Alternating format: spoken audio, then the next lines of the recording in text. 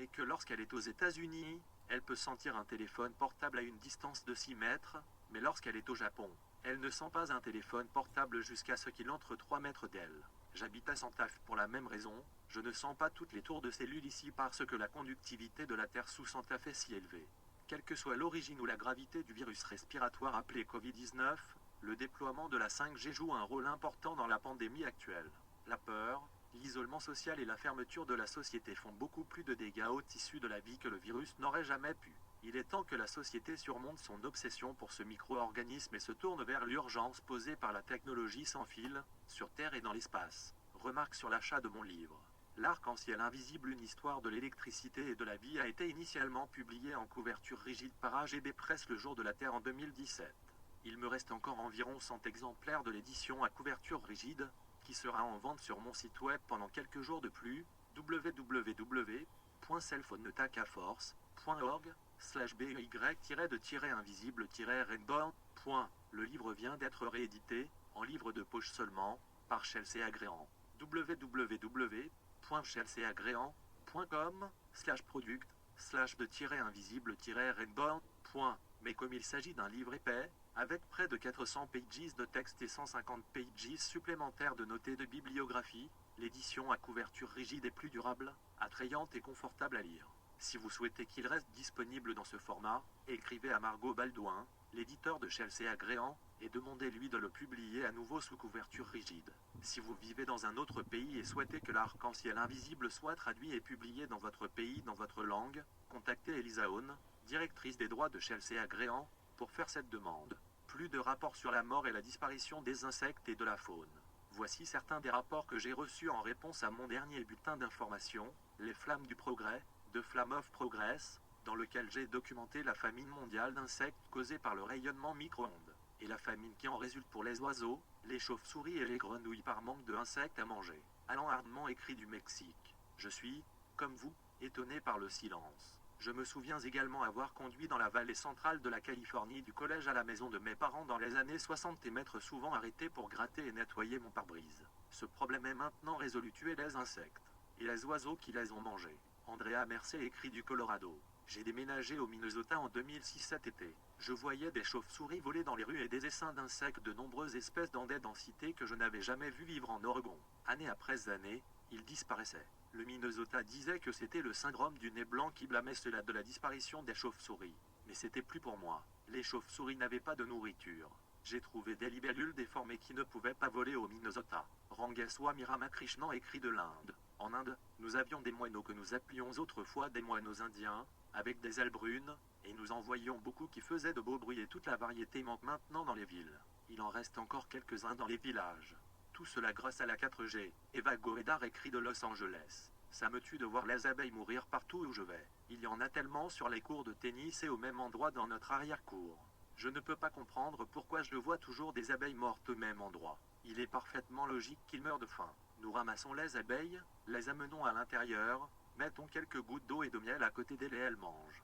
Parfois, ils peuvent s'envoler. J'ai 50 ans et j'ai grandi en Pologne et je me souviens d'un monde totalement différent. Grenouilles, crapauds, hérissons, tonnes d'insectes. Maintenant, je vis à Los Angeles et c'est une véritable horreur de voir les tours surgir partout.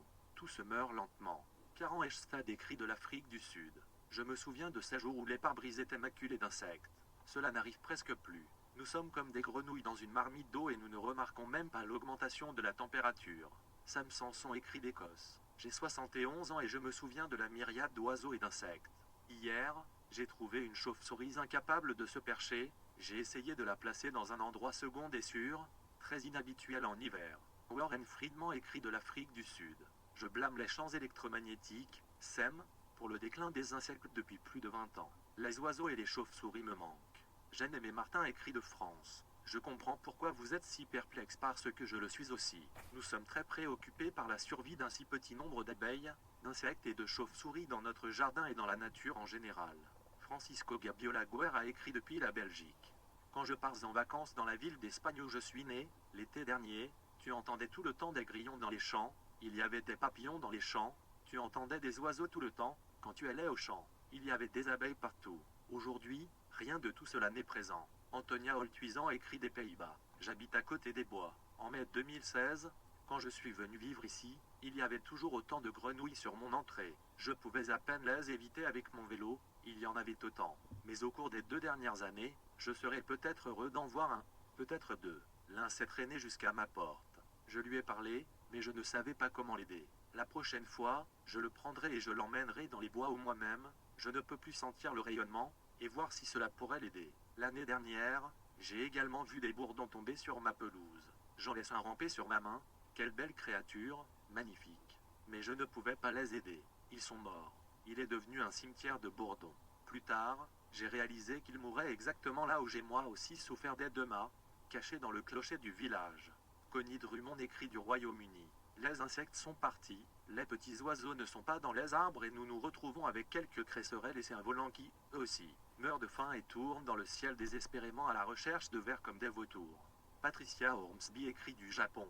La 5G a été activée fin février. Il y a 5 jours, j'ai remarqué que les cerfs-volants noirs, mille vues migrants, qui se perchaient autour de notre champ de légumes, qui ont quitté notre champ lorsque des compteurs intelligents ont été installés mais se sont déplacés vers des champs plus éloignés sans compteurs intelligents, ont maintenant entièrement fui ces champs. Ciel totalement vide, mais beaucoup d'oiseaux terrestres dans ces champs. Ce qui reste encore des cerfs-volants s'est déplacé vers les forêts. Chaque fois que je sors, j'ai vu un ou deux cerfs-volants tenter de survoler les champs puis abandonnés. Angela Falls écrit d'Australie. À Melbourne, des essais par ondes millimétriques dans 25% de la ville viennent de commencer. Ce matin, lors de ma promenade avec un voisin, nous avons été mortifiés de voir des abeilles et des insectes morts sur le sol tout au long de notre heure de marche, jusqu'à un parc naturel et dans les rues de chez nous. Plus de satellites lancés. Mercredi 18 mars, SpaceX a lancé 60 satellites supplémentaires depuis Cap Canaveral, en Floride, portant à 350 le nombre de satellites Starlink de SpaceX en orbite autour de la Terre. Le 18 mars également, OneWeb a lancé 34 satellites supplémentaires depuis le cosmodrome de Baïkonour au Kazakhstan, portant à 74 le nombre de satellites OneWeb en orbite autour de la Terre.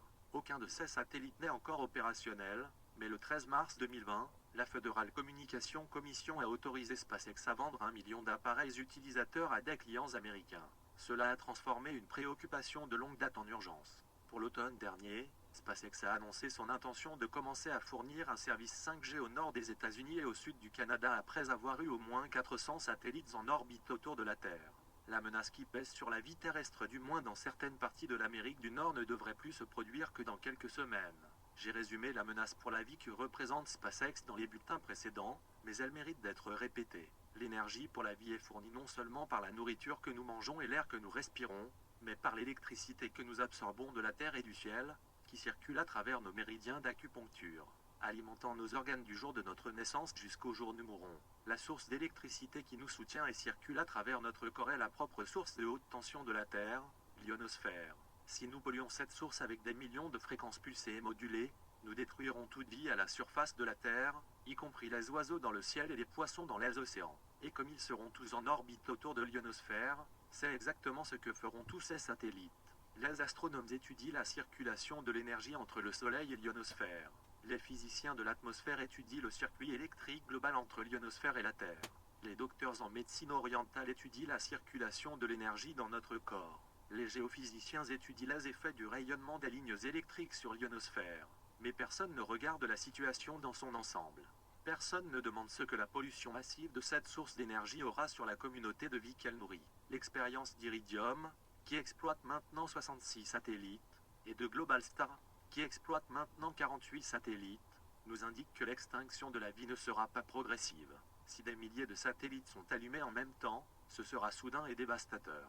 Si le service commence avec seulement des centaines de satellites dans une partie limitée du monde et augmente la couverture mondiale de milliers de satellites l'année prochaine, cela peut être un peu moins soudain, mais le résultat final, l'extinction de la plupart des vies sera le même.